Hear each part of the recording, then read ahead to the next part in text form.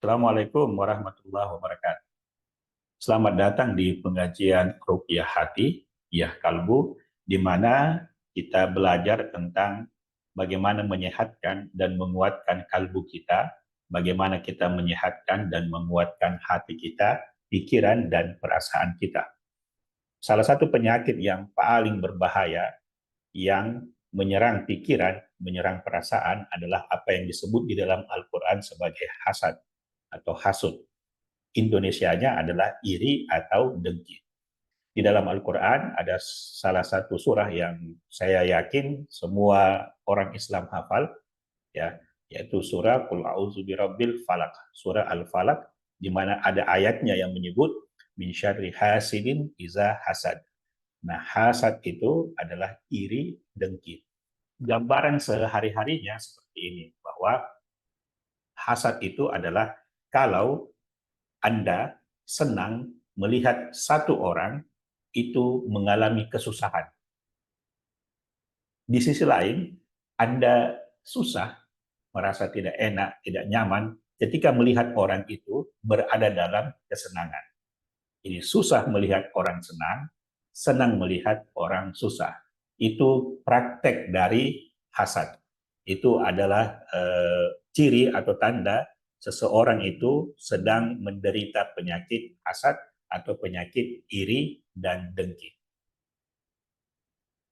Di titik ekstrim, orang-orang yang hasad ini adalah dia sampai menginginkan nikmat itu, kesenangan itu, yang orang lain punya, yang orang lain rasakan itu hilang dari orang tersebut. Nah, misalnya, ada orang yang punya pekerjaan. Ketika dia dengki terhadap orang itu, dia menginginkan orang yang memiliki pekerjaan itu menjadi hilang pekerjaannya, menjadi pengangguran atau dipecat dari pekerjaannya. Atau misalnya kamu iri terhadap orang lain yang punya posisi yang kamu inginkan.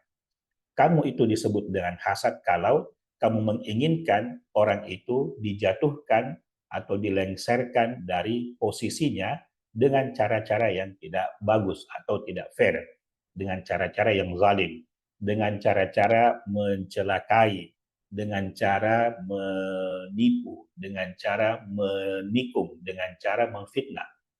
Bahkan pada kasus yang ekstrim bisa saja orang hasad itu bekerja sama dengan tukang-tukang sihir, bekerja sama dengan para dukun untuk bisa memuaskan hatinya, untuk bisa menyalurkan hasadnya. Jadi penyakit ini sangat berbahaya. Dan pada kadar tertentu, kamu memilikinya, saya memilikinya, dan semua orang memilikinya.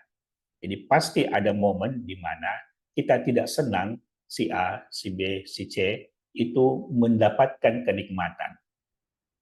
Di sisi yang lain, ketika si A, si B, si C itu dalam kesusahan, kita ada perasaan senang, perasaan gembira melihat dia dalam keadaan susah.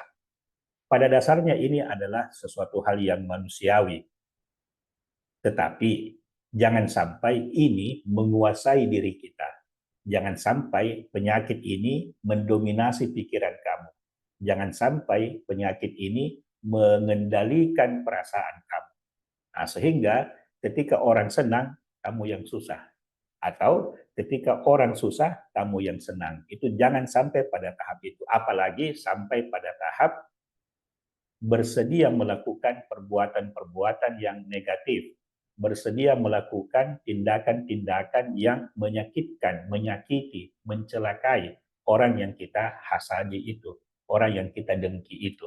Itu jangan sampai masuk pada tahap itu. Merasa atau terpikir itu manusiawi, tetapi mewujudkan perasaan itu, mempraktekkan pikiran itu adalah sudah melanggar batasnya. Nah, sehingga kita diajar, kalau kita ingin melindungi diri kita dari hasut, baik hasut yang kita punya kepada orang lain, atau kita ingin melindungi diri kita dari orang lain yang hasad, yang hasut, yang dengki kepada diri kita, maka Al-Quran surah Al-Falaq itu diminta untuk kita baca setiap saat, setiap hari. Jadi Qul a'udzu birabbil falaq dan seterusnya itu kita baca kita pahami maknanya. Dan lebih bagus lagi, kalau misalnya kita sudah merasa tidak nyaman, entah karena kita merasa dengkinya sudah mulai tumbuh mempengaruhi kita, nah kita berdiri sholat, minta kepada Allah supaya dengki yang ada pada diri kita ini dihilangkan oleh Allah. Kita minta kepada Allah supaya rasa kita tidak senang ketika orang lain mendapatkan kenikmatan itu Allah hapus. Sehingga jangan sampai rasa itu berwujud atau rasa itu menjadi perbuatan. Di sisi yang lain, kalau kita merasa bahwa kita kena, ya katakanlah sihir guna-guna, katakanlah santet atau apapun namanya, hidup kita merasa tidak nyaman, kita sudah periksa ke dokter tidak ada masalah, tapi badan kita rasa tidak enak, hidup kita rasa susah, maka kita bisa membersihkan diri kita berdiri sholat tumak nina, kemudian kita minta kepada Allah dalam keadaan ihsan. Kita melihat Allah, seolah-olah melihat Allah, kemudian kita minta kepadanya, Allah, mohon apapun yang orang lain kirimkan kepada saya, apapun yang orang lain inginkan kepada saya dalam hal keburukan, mohon untuk dihapus, mohon untuk dihilangkan. Mohon sihir-sihir ini dihapus atau dikembalikan kepada orang yang mengirimkannya, kepada orang yang menginginkan saya menjadi celaka. Itu yang bisa kita lakukan sehingga kalau kita kena masalah, ya, yang kita sudah periksa, waduh ini kayaknya tidak ada hal-hal yang sifatnya natural. Nah, maka kita bisa membentengi diri kita bisa melindungi diri kita dengan membaca Qul a'udzu birabbil falaq. Ya, tentu saja kita baca Qul huwallahu ahad, kemudian kita baca Qul a'udzu birabbin nas setelah Qul a'udzu birabbil falaq itu untuk melindungi diri kita, dan lebih bagus lagi kalau kita baca itu dalam keadaan ihsan, dalam keadaan kita seolah-olah melihat Allah, dan lebih bagus lagi kalau itu kita praktekkan dalam keadaan kita sholat tumanina. Nah, inilah implementasi atau praktek dari menjadikan sholat sebagai penolong kita. Ya, wasta'inu bisobri wassalah. Mintalah tolong dengan kesabaran dan sholat.